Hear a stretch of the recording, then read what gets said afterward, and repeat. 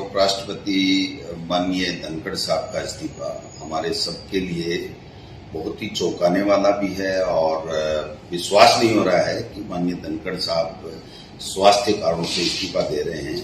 हालांकि उनका जो रेजिग्नेशन आया है वो स्वास्थ्य कारणों को बताया गया है, लेकिन आप समझ सकते हैं कि पूरे दिन राज्यसभा का संचालन करना और उसके बाद में 23 तारीख को उनका जयपुर में कार्यक्रम होना और महीने में 20 दिन उनके टूर होते रहते थे, तो ऐसे में अचानक इस तरीके का इस्तीफा आना एक तरीके से जो संकेत दे रहा है कि जो कुछ दिनों से उन्होंने अपनी बातें स्पष्ट रूप से मीडिया के माध्यम से किन्हीं प्रोग्राम के माध्यम से कहना शुरू किया था, वो कहीं न कहीं भारतीय जनता पार्टी हाईकमान को नागवार गुजरा। और मैं समझता हूं कि धीरे धीरे परतें खुलेंगी, लेकिन किसान के बेटों के लिए, किसान के लिए, खेती के लिए इनकी सोच ही नहीं है भारतीय जनता पार्टी की। इनको केवल और केवल उनकी नजर से ही पूरी देश और दुनिया को देखे और वो जो कहें वो करे। मैं समझता हूं कि वो धनखड़ साहब नहीं कर पाए और ये जो हम आज देख रहे हैं कि उनका इस्तीफा हो गया है। राजस्थान में भी ऐसा हुआ था, काम कराया और फिर पद से हटाया, और अभी भी उपराष्ट्रपति जी भी जो इस्तीफा हुआ है, मैं समझता हूं कि ये काफी कुछ से कलैयां खोलेगा और नई बीजेपी बन रही है जिसमें हम दो हमारे दो, इसके अलावा कोई नहीं। अपना विवेक अगर किसी ने इस्तेमाल कर लिया तो उसको अंजाम भुगतना पड़ेगा। ये जो नया ट्रेंड चला है ये डरावना है, ये लोकतंत्र के लिए, देश के लिए, संविधान के लिए, सबके लिए खतरा है। इसलिए जब परतें खुलेंगी तो मैं समझता हूं कि सारी चीजें स्पष्ट होंगी। लेकिन ये एम्स का बुलेटिन नहीं है, एम्स हॉस्पिटल का कोई बुलेटिन नहीं है कि धनखड़ साहब अब एक दिन भी कुर्सी पे नहीं बैठ पाएंगे, बोल नहीं पाएंगे।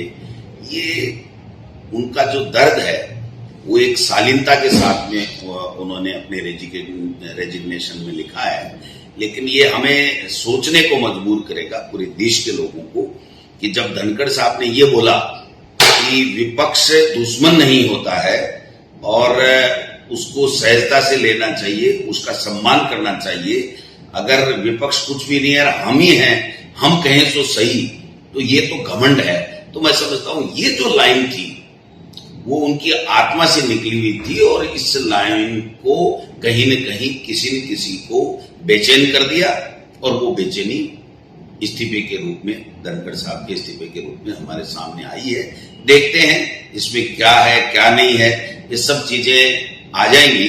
लेकिन मैं ये कहना चाहता हूं, किसान और किसान के बेटे जो भारतीय जनता पार्टी में संघर्ष कर रहे हैं उनका वहां पर कोई स्थान नहीं है। केवल और केवल यूज एंड थ्रो जो काम है वो देश में चल रहा है भारतीय जनता पार्टी की तरफ से। ये किसान परिवारों के लिए ठीक नहीं है, किसान कम्युनिटी के लिए, वर्ग के लिए ठीक नहीं है। इसलिए हम सबको सोचना पड़ेगा कि हो क्या रहा है। ये ठीक है, उन्होंने माना है कि भाई मेरा स्वास्थ्य ठीक नहीं है, तो आज हम मान सकते हैं कि स्वास्थ्य ठीक नहीं है, लेकिन एक न एक दिन सच्चाई आएगी कि वास्तव में स्वास्थ्य ठीक नहीं है या इनका जो विवेक है, जो अपना इस्तेमाल करने लगे हैं, उनसे किसी दूसरों का स्वास्थ्य बिगड़ रहा है। ये सब चीजें अभी देखने को, किसी को आप इंसल्ट करके किसी को खुश करो, ऐसा नहीं हो सकता। मेरा ऐसा मानना है कि देश में सत्ता में तीसरी बार बीजेपी है, तो उनको इस तरीके से किसी को खुश करने के लिए किसी को इंसल्ट करे, ये बात नहीं है। बात और कोई बड़ी है जो धीरे धीरे सामने आएगी, तब पता चलेगा। लेकिन मैं ये कह सकता हूं, हम बराबर कहते रहे हैं कि जिस किसी ने भी भारतीय जनता पार्टी में अपने विवेक का इस्तेमाल किया, विपक्ष को सम्मान दिया, संविधान को सम्मान दिया, तो उसका हासिल यही हुआ है। मैं समझता हूं कि आगे नई बीजेपी पनप रही है जो देश